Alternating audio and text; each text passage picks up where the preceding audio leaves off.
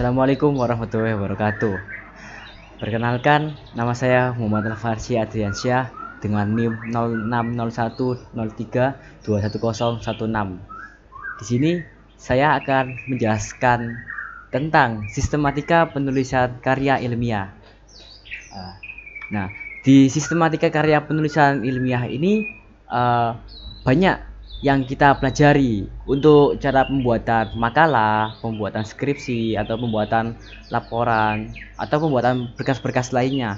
Nah, di situ kita juga tidak membuat secara awur-awuran, tetapi kita juga harus mengikuti aturan-aturan tertentu yang sudah menjadi kesepakatan dari pihak-pihak yang wewenang gitu.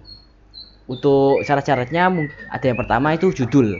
Nah, untuk judul sistematika penulisan karya ilmiah ini yang pertama itu pastikan judul yang kita pilih itu sifatnya ringkas, komunikatif, dan afirmatif.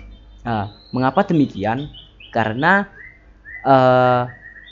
untuk judul ini adalah bagian pembuka, bagian awal yang kita baca sebagai audiens, sebagai pembaca makalah. Maka dari itu diperlukan adanya sifat ringkas, komunikatif, dan afirmatif untuk dengan berisinya jelas gitu. Untuk yang kedua ada nama dan kedudukan tim pembimbing. Nah, ketika kita menjadi mahasiswa, kita harus menyantumkan nama pembimbing atau nama dosen kita, karena sebagai bentuk informasi tujuan kita bentuk skripsi ini untuk apa, untuk tujuan kita bentuk makalah ini untuk apa, seperti itu. Terus yang ketiga ada pernyataan keaslian karya tulis ilmiah. Nah, lewat pernyataan ini kita menegaskan bahwa karya tulis ilmiah yang kita kerjakan ini adalah bentuk karya sendiri dan tidak menjiplak dari karya yang sudah ada. Karena jika kita menjiplak karya yang sudah ada, berarti itu bukan hasil kita sendiri, hasil orang lain gitu. Akan berbeda jika kita menggunakan perbedaan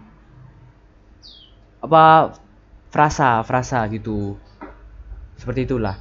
Terus yang keempat ini ada kata pengantar.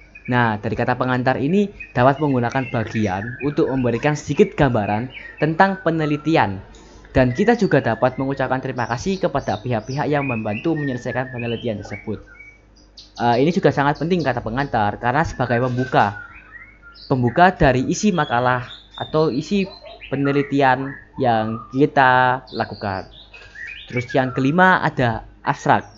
Nah, abstrak ini adalah sistematika penulisan karya ilmiah untuk memberikan gambaran tentang penelitian ini tuh lebih dalam. Jadi kayak menjelaskan tentang penelitian ini seperti apa, variabel-variabelnya ini apa, tujuannya apa. Nah, itu dimasukkan dalam abstrak. Nah, dalam abstrak ini juga kita harus menuliskan uraian-uraian yang singkat namun lengkap, dengan dimulai dari judul permasalahan hingga hasil temuannya juga. Terus yang selanjutnya ada daftar-daftar. Nah, selain yang dimaksud daftar isi itu juga pasti ada kan. Nah, selain daftar isi juga ada daftar tabel atau daftar gambar yang kita gunakan untuk mendukung hasil laporan yang kita buat, seperti itu. Terus untuk bab 1 itu ada pendahuluan. Nah, di dalam pendahuluan ini ada beberapa poin.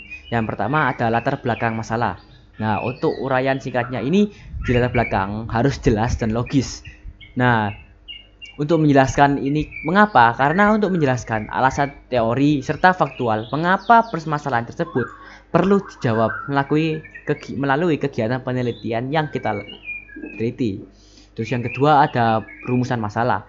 Nah, untuk rumusan masalah ini terdiri dari beberapa pertanyaan-pertanyaan. Nah, pertanyaan-pertanyaan ini yang akan kita jawab di bab ketiga, bab kedua yang berisi pembahasan. Nah, itu nanti saya akan jelaskan juga. Nah, dari penelitian sebagaimana tercantum dalam latar belakang masalah. Terus juga ada rumusan masalah ini selalu dibuat dalam bentuk pertanyaan yang dapat dioperasikan dalam suatu penelitian. Terus yang ketiga ini ada tujuan penelitian. Pasti kan, yang kita membuat makalah ini pasti ada tujuan. Nah, tujuannya ini dimasukkan dalam tujuan penelitian ini. Terus yang juga ada manfaat penelitian.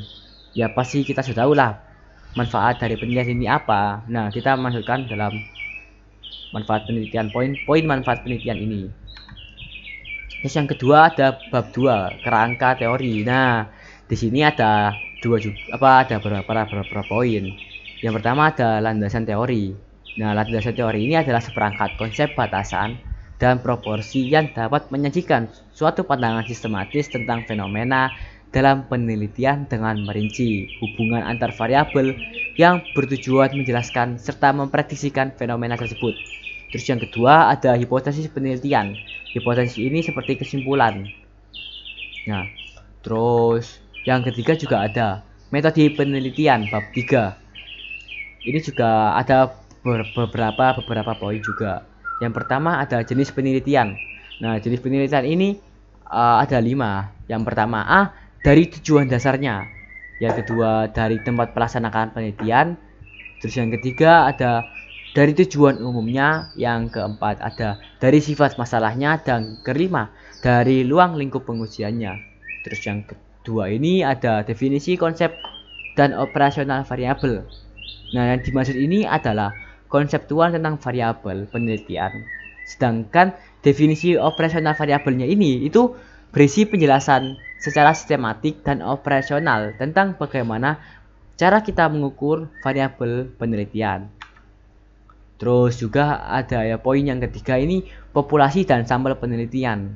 Populasi ini adalah bentuk keseluruhan dari subjek penelitian yang akan diteliti, sedangkan sampel adalah sebagian subjek penelitian yang dijadikan penelitian. Terus yang keempat juga ada jenis sumber dan teori pengumpulan data. Nah, untuk kita melakukan penelitian, kita pasti banyak mengumpulkan data-data dari narasumber-narasumber kita yang akan kita teliti gitu. Nah, itu kita masukkan dalam poin keempat ini. Terus yang kelima ada teknik analisis atau pengujian data. Nah, penjelasan ini tentang bagaimana cara kita mengolah serta menganalisis data penelitian yang kita lakukan. Seperti itu. Nah, terima kasih. Sekian dari saya. Semoga bermanfaat. Wabillahi taufiq wal hidayah. Assalamualaikum warahmatullahi wabarakatuh.